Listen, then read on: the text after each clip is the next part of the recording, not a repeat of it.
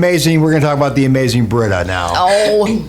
And you two have a kind of a love relationship going there. It's a love fest. A love It is a fest. big love fest. Yeah, I we love love each Kathy. But now Britta and I both go back to the Sunny FM days, way back with JoJo Gerard. And were you there with Biggins or no? I was not. I was not there. I got there at the very tail end of when JoJo was there, right before he left to go east. Okay, now everybody, that's Sunny FM. If And it was Sunny FM I'm at sorry, the time. the new, There was the new Sunny FM. Yes. For 5 years, it was the new Yes. Sunny FM. Yes, I was Yeah. there right at the tail end of that before they turned it into just WSNX. So, that's where I got my.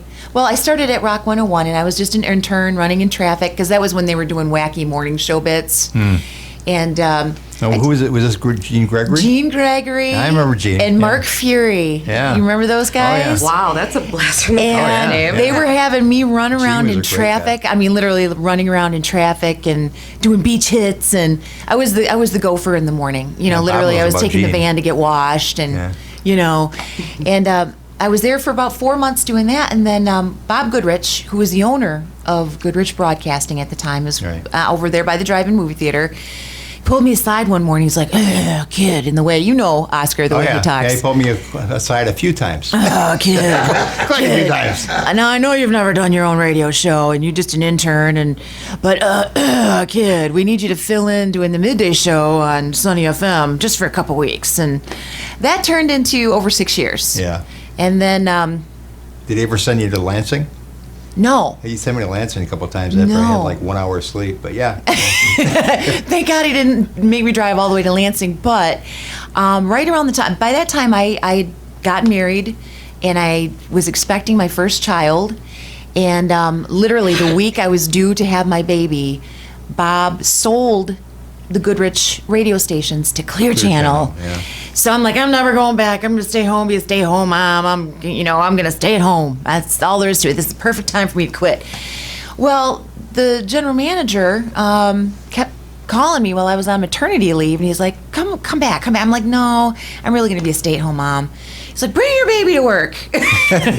So I did. I brought my baby to work, and at the time, the radio station was kind of a ghost town. I mean, there was hardly anybody working in the building.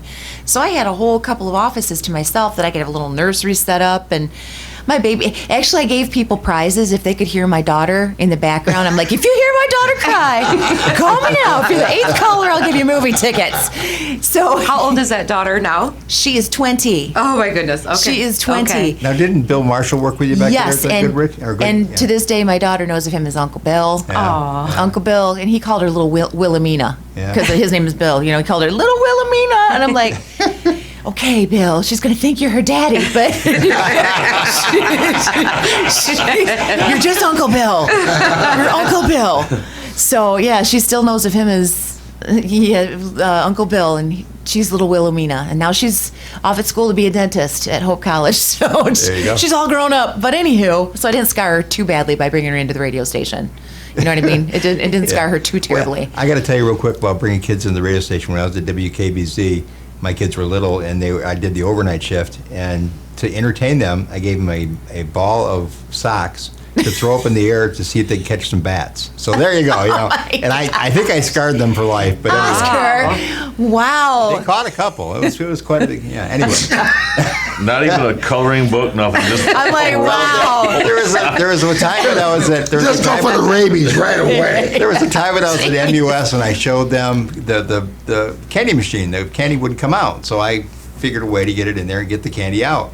Well, I went back on the air at MUS, and I'm doing my shift, and I go back to the break room where the candy machine was, and they had every candy bar and everything out of that machine. I was like, anyway, I'm sorry. No, it was a great place to raise my daughter. Except for me, unless I was the dad, then different story. They would have loved you, Oscar.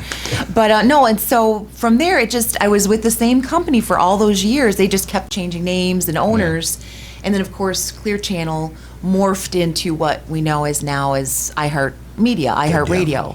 Oh. The devil. Did I say that out loud? No, Anywho, that was Bob. So I was with the company. I mean, together with Goodrich, turning into Clear Channel, turning into iHeart for 26 years. Wow. And my other daughter was raised in the radio station too. So, and I went through I went through all the different stations, Rock 101.7, WSNX. Now, did you ever work with Boatman? Yeah, well, he was on Rock when I was on WSNX. Okay. And Oh, that's right. And That's he went to right. Reese Puffer too. We He all did. grew up we all Yeah. lived in the same neighborhood. Yeah. So it's a small world. I mean, it truly is a really small world. But I love the Boatman. Love him. Very nice guy. Up in Leadington. Yes, he is. K-Rock. Oh, is it? Oh, Yeah. Yes, he okay. Yeah, is. still Yes, K-Rock, he is. yeah. I We still talked about listen to him him. this morning at I the did an Holiday interview with skating him. rink. Yep, the Holiday Skating Rink. Oh, we all go way back. Yeah. Yeah, that's I mean, where yeah. that's where he started at the Hollywood Skating Rink. He used to DJ over there. Him and my sister. My And sister this- was a Oh, DJ. really? We all yeah, grew- Okay. I was so proud. to We have a all, cool sister. Kathy, I, and the Boatman, we all grew up in the same neighborhood, all went to the same school. I mean, it's Yeah. such a small world. But it's kind of funny how we're all in radio now. Something in the water over there. I don't know. But yeah, so I was on Star 105.7, Star 108, Z108, Rock 101.7, WMUS. I was amazed at all the stations I would hear you on. B93. you Well, I know? mean, they kept changing me around, Yeah. and I think the longest stint I did was with country, and I was on 2 stations at one time Right. here on the Lake Yeah. Shore. I was there then. Yeah, I was at MUS the same time I was on with B93, and that stint lasted for about 9 years. Yeah. So I did, and sometimes I get confused because, you know, I'd have to do the midday show on B93 and then rush back to Muskegon and do the afternoon Yeah. show on MUS, and I'd sometimes forget where I was Yeah. and like, oh, I yeah. did that.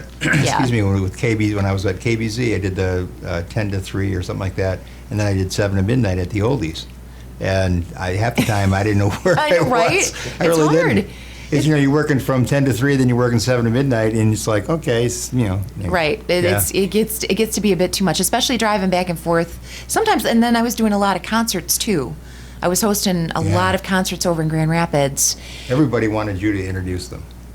They really did. I mean, between Everybody did. Come on. Yes, they you, still Bill do. Marshall, and who else was it? I think just kind of you and Bill Marshall Yeah, were the just ones Britta that. and Bill. Bill is the best, Well, though. the boat. They asked him a Oh, couple yeah. The times Boat too. and Dixon. Oh, Yeah, just- Mark Dixon Country. Yeah, of course.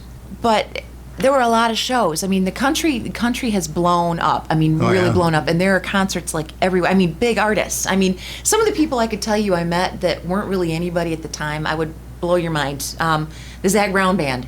I Yeah. busted him. He was walking his dog out in the parking lot, letting his dog go poo in the back parking lot. And I go, hey, you can't do that. He's like, oh, I'm so sorry. And he walked up and he introduced his dog. And I said, I'm sorry, I didn't mean to bust you. He says, yeah, my dog's been on the tour bus too long. And I'm like, I'm Britta, you know. And he's like, Yeah. I'm Zach Brown. I'm like, oh, well. And I'll be introducing you in about 10 minutes. Wrap that dog up, put it in the trailer. You know, so, but I mean, people like that were just getting started who are now mega stars. Little Big Town. I mean, I met the Really? girls in the bathroom here at the MUS studio. I mean, Okay. I didn't know who they were. Yeah. You know, Dirk Bentley. You know, Wow. I mean, the nicest people. Country music. They are the nicest people, They are truly. very nice, down to earth. And the fans as well. And the Oh, fans yeah. are very loyal, very Yeah. loyal. So, but it was kind of a lot because driving back and forth to Grand Rapids 2-3 times a day was getting to be That's too much. a lot. Oh, But yeah. I know love my about job, that, but that was a yeah. lot. Yeah. So. So we're listening to 100.9 MuskegonRadio.com. And of course, you've heard this voice going for several minutes now, but we'll reintroduce her for those of you who are just joining in on the show. Good Of course, idea, Bob. Britta Cleveland is who we're talking to. And again, she really needs no introduction. So professional. Wow. But I wanted to jump in here anyway because we've kind of taken Britta from the halfway point of her career to the end. But now we're going to go back to the beginning. Oh no. So we're gonna talk about you, of course, being, you guys have already referenced this a couple times, but growing up in Reese Puffer area, and I know off air we were talking a little bit about some of the difficulties you had when you were growing up, which really make it even more impressive to what you accomplished later in life. But let's talk a little about some of the struggles you had early on. Well, it all started on a cold March day in Hackley Hospital. No. I broke my mama's tailbone on the way out. And that's a true Go on the board. That's a true story too. I broke my mama's tailbone, but yeah, I had really bad hearing loss. They didn't detect it until I was about 4. You know, when you go in for kindergarten assessment, and I had to have tubes put on my ears. And once that happened, oh, the whole world opened up. But by that time, kids learned to form their words, and I didn't learn squat how to speak. I had every speech impediment you could possibly imagine. My maiden name is Rodewald. Okay, Witta Wodewald. Witta Wodewald is my name. Yeah, I couldn't say my R's or my S's or many other things. So I had some very intense speech therapy growing up. And I was teased a lot in elementary school. I was very, very shy. So I was very, very shy. So moving forward into like the junior high school days and high school days, I tried to push myself by getting involved in speech class and theater and choir. And Stop. Say that again, because it's important, because instead of running away from your fears, you challenged yourself. Well, you got to keep in mind, I had 4 older siblings that were all overachievers that weren't going to let me just sit in a little corner and be a wuss. They were like, oh no, you're not going to get. You're not going to shame this family. Exactly, you're not going to shame this family. So no, I had to. No, We've worked too hard. Yeah, I know. You're going to ruin the Rodewald name. Say it right too, Wodewald. Say it again. You're going to be a doctor, damn it. So yeah, I was kind of forced into being in those things, but it was good. It was good that I had a lot of older siblings that were pushing me to get out of that shell, and it was good because I ended up really. I found my passion. I love music. I love theater. I'm artsy. I'm an art geek, to be honest with you. So moving forward into high school, I mean, I really got into music. Won some competitions. One of my favorite competitions ever, and I'm very proud to say to this very day, I am proudly the host of Student Showcase at the Frauenthal. Going on actually my 27th year of hosting Student Showcase, because it's so important. Because when I was in high school and I was in Showcase, it gave me the confidence to pursue a career in music. Then after high school, right after high school, I hightailed it as far as I could go on the continental United States of America. I love you, Mom and Dad, but come on. So I moved to Southern California. I lived a little while in Los Angeles. How old were you when you moved to California? 18. I was 18. Oh, right, it was really? right after high school. That is so impressive. Okay. No, I was like, man, I gotta go. So I moved to Southern California, and I didn't have a job. Wasn't going for school, which made my parents so happy. But they luckily they had faith in me. Plus, I think they just wanted me to move out. I was the youngest of their 5 kids. You weren't really planned, right? I wasn't planned. I was the way accident You delayed child. their Actually, the plans. sister before me was the accident child. I was the way accident child. But anyway. So they were like, let's empty this nest. Yes, we're ready for parental retirement. But anyway, so I moved out there, and I got some real jobs. I was a cocktail waitress, and I worked at a defense contracting firm as a receptionist. But I kept trying to pursue music, and a window opened up by the name of Roseanne Barr. And this is a true story. I can't make this stuff up. Roseanne Barr did her infamous national anthem that we all remember at the San Diego boy. Padres game. Yeah. Don't play that song. No. If you No. can find it, no. No, but the local radio station, 91X, I'll never forget, it was the local alternative rock station, did a contest to have someone come out and audition and win a contest to actually sing at the next home Padres game. And yours truly won. I don't know how in the world, but I won. Britta, that's really impressive. So you're in Southern California. Yeah. There's 70 people. The anthem is ridiculously hard to sing. Yeah. For you. Well, it's more nerve-wracking because you're usually in front of people when yeah, you're doing and it. you don't want to it's mess nerve-wracking. up, but a good singer can't sing that properly. No, Many of them. seriously. Yeah. And, It was a slow day in and San Diego. Forget the words like Christina Aguilera. Oh, but yeah. I've done that before. But anyway, it was so that was all the stars lined up for me on that, and because that opened up, because the baseball season is a really long season, and they need a lot of national anthem singers. 81 home games. And they kept calling up. They're like, hey, you feel like singing a game? And my roommates and I, we were broke. So of course you get free. I didn't get paid. I was but just going to ask you, so you didn't get paid. No, Okay. heck no. But you get free tickets to the game, and they were Yeah. usually really good tickets. No hot dogs? I was no nachos. We got free parking and tickets. But that was cool because we were a bunch of broke kids living in an apartment together, and my roommates loved it. They'd come and cheer me on, and so I started singing every couple of weeks. I'd sing at a Padres game, and then fall rolled around, and this one touches me because I love Lou Rawls. You know who Lou Rawls is. Oh, yeah. You'll never find. Okay, Lou Rawls. He is a San Diego native. Well, I don't know if he's a native, but he was living in San Diego at the time, and they would usually have Lou Rawls come and sing the national anthem on Veterans Day wow. at the Chargers games, which is a whole different. It's a whole different ball game. It's a whole different ball game. It's a whole different ball game. And it was Veterans Day, and San Diego, as you know, is a really militarized city. I mean, big military, okay? So Veterans Day is huge. Well, Lou Rawls was suffering with cancer. So they probably called a bunch of people, but they might have been out of town, so I was the last person on their list. So they called me up and asked me to sing the national anthem on Veterans Day for the San Diego Chargers and the Denver Broncos. So that went into another.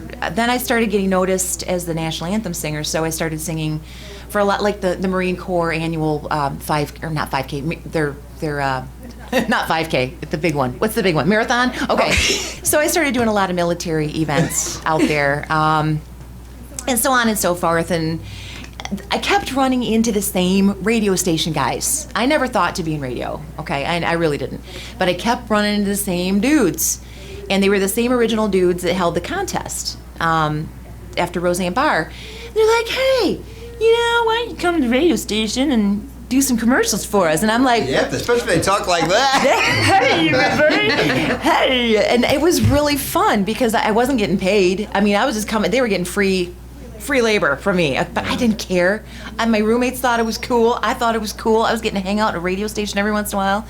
And one of my first things I had to record, and I think it's so funny, and I'm gonna try to do it, recreate it for you, because keep in mind we lived on the Mexican border, and our transmitter was down in the Baja Peninsula of Mexico, so highly populated with Mexican people, and I have to sound like a Mexican doing the top of the hour call letters. I can't wait for this. 91X FAMA Baja California, Mexico, and I just felt like it was my first thing. We're all on the edge of our seats just watching her. Here I'm this Dutch German chick from West Michigan. Can you do that one more time? Trying to sound like a Mexican person. Do it one more time. I gotta hear this. 91X FAMA Baja California, Mexico.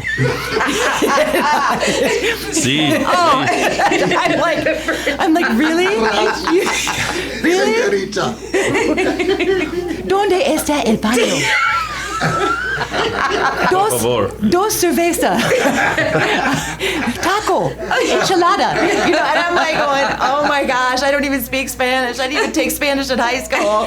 And this is like running, you could hear it in Mexico. Mexican people were listening to this, and I'm like, this is a crying shame. They're gonna know. They're gonna know. They're gonna know. The gig is up. But anyway, so I started doing just little cheesy, little stupid things like that for the radio station. And I was bit by the bug. So then it's kind of tragic, but not, because my dad is still alive and kicking. I love my dad. My dad got really, really sick. He was diagnosed with colon cancer. By the way, this is my little public service announcement. Make sure to get your regular colonoscopies, because he just went in for his regular colonoscopy, thinking everything was fine. Full-blown cancer. It had spread all over his body. They gave him less than 3 months to live. And I hightailed it back to Michigan. He's still around. But you gotta say, but the Lord. Wow. But the Lord. But my dad, Bill, is still around. Hashtag blessed. Hashtag blessed. Thank you, Jesus. But I tell people that story because it's true. But that's what got you back to Michigan. That's what got me back to Michigan. I got I had to get a job right away, so I started working at the Omni Fitness Club here in Muskegon. I remember that. Yep, I started working there, but then Not that I ever went there. I just remember. I was gonna question that, well, I think I got my hair cut there one they did. They had a really good. Close to the Omni. They had Look a at the really Red good Lobster salon or there. something. Yeah. Well, I started working there just because I had to pay the bills, and but then couple of the guys that worked at the radio station. I don't know if you remember Chris Duffy. Do you remember Chris Duffy? Oh my goodness. Chris. Yes. Chris Duffy. Wow. He got me, he said, you know what? Because he'd come to the fitness club to work out. And he and I were talking, I'm like, boy, I miss, I told him the few little things I did. And he's like, we could use an intern over there at the radio station. Why don't you come on by one day? Sounds familiar, don't it, Bob? We could use some free labor. Come on over. I did. And I stopped in, and they hired me right on the spot. I think I made like something like $3.50 an hour to run in traffic with Gene Gregory and Merck. Well, they were back in the studio, and I was running around in traffic. And the rest is history. They hired me as an intern.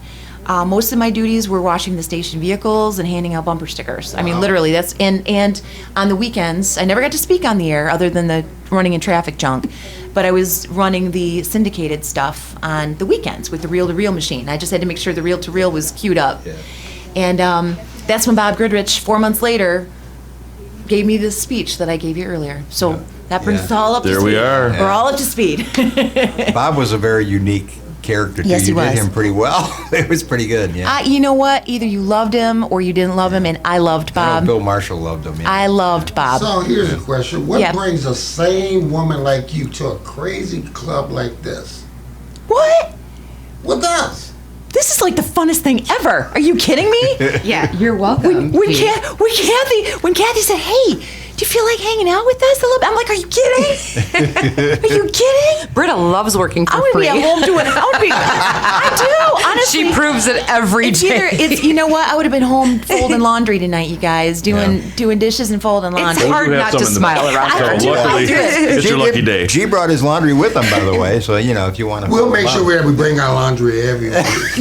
Hey, So you'll feel at home. I don't mind. I do not mind. But you know what? I got to tell you honestly, when Kathy was chatting this up, and I'm sorry, girl. She was saying all the he's that are going to be here, and I'm like, oh my gosh, I love every single one of these guys. I love every single one of these guys, and I'm like, how much fun to hang out with all these guys that I just love, and just have some fun and laugh and. Just be you're silly, a perfect fit, and your comedic chops, yeah. whatever. chops. Always. You were excited when I said Bob's going to have some improv stuff for us, which So scares mark me, it but you on your jumped all over it. calendar. This is Talkin' Tunes reboot show number 3 when she said she loved us all. Right. And she couldn't wait to, remember that. And I do. We're going to record that and play it back if it ever goes sideways. I just wanted to say our ID in Mexican again. So, I got to figure it out. We can't say Mexican. We have to say Hispanic. I don't think that's I just said Mexican Politically because we're on the correct, yeah. Mexican border. Yeah. And there were a lot of people from Mexico Yeah. living where this was being heard. And they're like, ooh, this girl, this, see, that's this why I chick wouldn't- isn't from around here. It wouldn't have worked for me because remember Bob Bolton back at the Oldies and Eagles days. He had one of the stations they had was in Arizona, was on the border of Mexico, right on the border there, and he wanted me to be the program or general manager over there, and he wanted me to go over there, and I said. And it's like, well, they're having a little trouble with the drug running across the border, but you'll be fine. I had young kids then. It's like, probably wanted you to I commute think I'll there, pass. too, didn't you? He wanted you to commute. Yeah, I think I'll Drive back pass. and forth each day to your shift. They're having a little trouble there, but they have. And then Terry was telling me, my wife was telling me that they had underground tunnels and stuff going through there. And it's like, yeah. Oh yeah, I think I'll pass on that job. yeah. Thanks, Bob. Yeah, great job. No. You'll chopper with him. Well, you know what? This was back in the day when I lived there. It was nothing to cross the border. I mean, literally, you didn't even have to show your ID. I mean, literally, you had to walk a bunch. You had to walk, or you could drive, but you could just easy as pie walk back and forth. And boy, believe me, as my young roommates and I did, because we weren't of legal drinking age of United States standards. Of course, over in Mexico, they don't care. As long as you look like you're over As long as you got the money. 16, you might have money. Yeah, ish. And so my roommates and I would, make a frequent little trip down to Tijuana. I can't even say that right. Tijuana. Sounds like a cat. Tijuana. Hairball.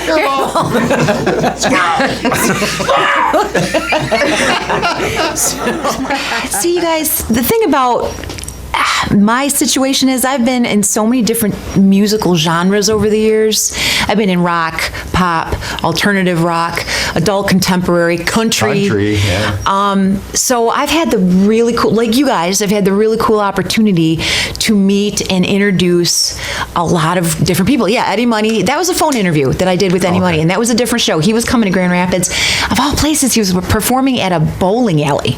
He was going to be performing at a bowling alley, and I felt really bad. In the same shirt. That's where he got Probably. the shirt. In the same shirt. Probably. Shirt. But it was a morning interview, and he was in charge of getting his kids up and ready for school.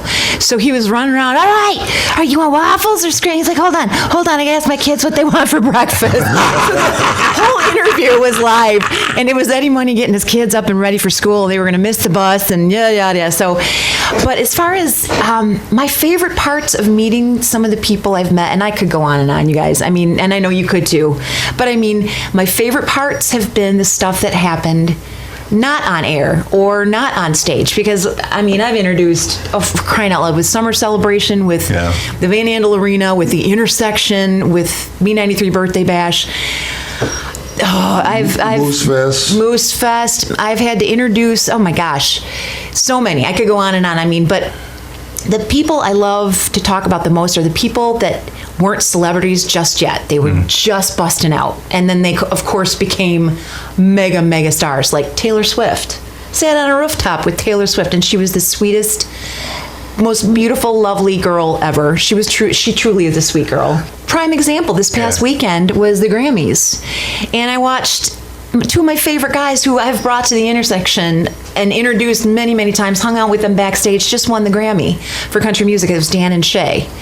But the people that, like Britney Spears, oh gosh, Justin Timberlake, back before he was the mega star that we know of him today, he came with a little group called NSYNC, and I had the luxury of interviewing them, and I thought he was the cockiest little jerk I'd ever met in my life. He kept calling me Peanut Britta. He kept like making fun of me and calling me Peanut Britta. And I'm like, this kid's going nowhere. He's going nowhere. If I have anything to say about it, he's not going anywhere. He's not even leaving this room. He's not going anywhere. He's not. Gene, come back here and analyze all right. He's not going to make it anywhere. But like, you know, the funnest things I've done in the coolest memories I have are off air.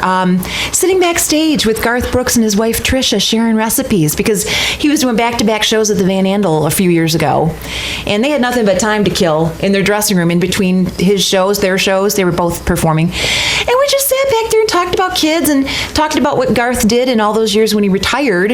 He was his kid's baseball coach, and he was responsible for bringing the snacks. So Garth Brooks and I were talking about the snacks he was going to bring to baseball practice, you know? I mean, that was priceless to me. Blake Shelton, I know him very well. Now I'm name dropping you guys, but with B93, he came to B93 Birthday Bash actually 4 times. People don't know this, but the 4th time got canceled because of rain. He flew in that night special. He was going to be our special guest, but a lot of people don't know that. But I had the opportunity to be hanging out with him every time he would come to town, and that boy can drink. It was his birthday usually, because it usually fell on his birthday, and he'd celebrate his birthday with us. And that boy can drink, and he got offended when I wouldn't. I'm sitting on this tour bus with my bosses, and he's like, "Girl, you need a drink," and I'm like, "No, I'm good." He threw a beer can at my head. True story. That was Blake Shelton. Gosh, you guys, I mean, I bet you Gwen wouldn't be too happy about that, but yeah, okay. Oh no, this was back before Gwen. I know, before this is Gwen, actually yeah. even before he was Miranda, he was engaged to Miranda at the time. Oh, okay. When that particular event happened, he was engaged to Miranda. But gosh, like Huey Lewis, I love Huey Lewis. Yeah. Huey Lewis came to Summer Celebration, and I got to interview him on the phone earlier that morning. But then that evening at the show, I was bringing a group of people back to meet him, and he swings open the little door to his room, and he's like, "Where's Britta?" And I I brought my sister back with me, and she's like, right here. And she, my sister, I could still beat her down for that one. But he came up and he planted the biggest kiss on me, and I've still to this day I still haven't brushed my teeth. Yeah, right. I still haven't brushed my teeth, and that was many years ago. I'm glad she's next to you, Greg. But I What do you mean, think? I got these over here. yeah, I know, right? He tried to give me one earlier, one of those mints. But I mean, other silly stuff like David Lee Roth, talking Valdu Lakes. Yeah. Yes. David Lee Roth came, and his band didn't like him very much. So I had the Really? I had the pleasure of taking his band fishing because it was right down the road. I loaded him in the car because it was a rock festival that whole day. I'm like, you guys, let's go fishing. So we went to that little fishing dock right there in Silver Lake, and I took him out fishing for a couple hours because they just wanted to get away from him because I guess he's quite arrogant. David Lee Roth. I've never met him, but I guess he's quite arrogant. No, so No. we're hanging out with Eddie then? No, this was after he was. Oh, this was after he's. Van Halen. Oh, please! I would have loved to hang out with. I was wondering. I was saying you didn't mention Eddie. No, I would have loved to take him fishing.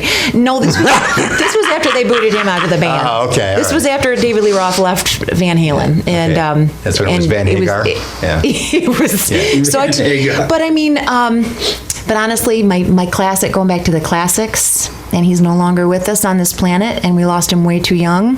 And this is back before I got into radio. But Valdu Lakes, going back to Valdu Lakes, Stevie Ray Vaughan. Oh, Wow. The year before his tragic accident, and it rained. It was downpouring that entire day, and he is my idol. I love Stevie Ray Vaughan, and there was literally 150 people there at Valdu Lakes standing in the mud, and he literally reached out and was like touching every single person that came, because we were like, you know how Valdu Lakes is set up, Yeah, those yeah. little benches right up close to the stage. And I got to touch Stevie Ray Vaughan. I got to touch Stevie Ray Vaughan's hand, and of course we lost him far too early. Did he play the show? Did he play He played a show for us, 150 people. Now that's the stuff that I like. He was phenomenal. In the sky, clouds in the sky parted, the sun came out, it turned out to be a beautiful evening, and he was still on stage playing, and people started coming in.